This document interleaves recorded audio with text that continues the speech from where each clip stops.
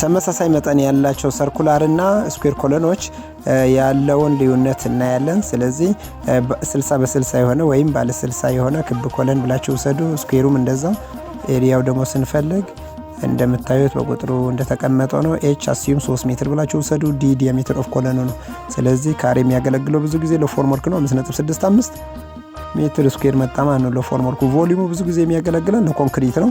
ኮንክሪቱ ደግሞ እንደምታዩት ምንድነው የሆነው 0.85 ሜትር ኪዩብ መጣ ማለት ነው። ይህ የሆነው ደግሞ ለክብ ኮለን ነው ማለት ነው። ወደ ስኩዌር ኮለኑ ስንመለስ 60 በ60 የሆነ ነው። ስለዚህ ኤ ኢኳል ቱ 4 ታይም ኤስ ሲባዛ በኤች ነው። ኤች አሲዩም 3 ሜትር ብንሞላው ብለን ያሰብነው ነው። ኤስ ደግሞ ነምበር ኦፍ ሳይዱ ነው። ስለዚህ የዚህ ካሬ የሚመጣው 7.2 ሜትር ስኩዌር ነው ማለት ነው። ይህ የሚያገለግለው ለፎርም ወርክ ነው ብያቸዋለሁ። ቮሊዩሙ ደግሞ ለኤል ታይም ደብሊው ታይም ኤች ነው። ደብሊው ብዙ ጊዜ ለኮለን ብሪዝ ነው የሚሉት።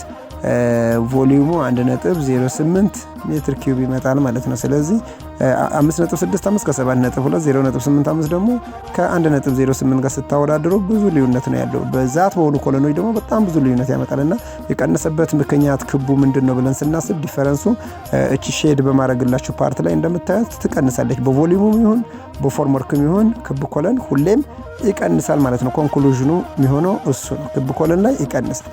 እንደምታዩት እንግዲህ በቪዲዮ እንዳያችሁት ነው። በኤሪያ ብትሄዱ 5.65 ይመጣ 7.2 ይመጣል ስኩዌር ላይ።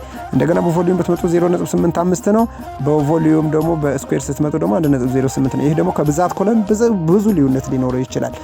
ሌላኛው ከሎድ ቢሊንግ አንፃር የቱ ይበልጣል የሚለው ሳይንስ ጥናት እንደሚያመለክተው ብዙ ጊዜ ክብ ኮለን የበለጠ ክብደት የመሸከም አቅም አለው ይላሉ። የእናንተም ኮሜንት አስቀምጡልኝ።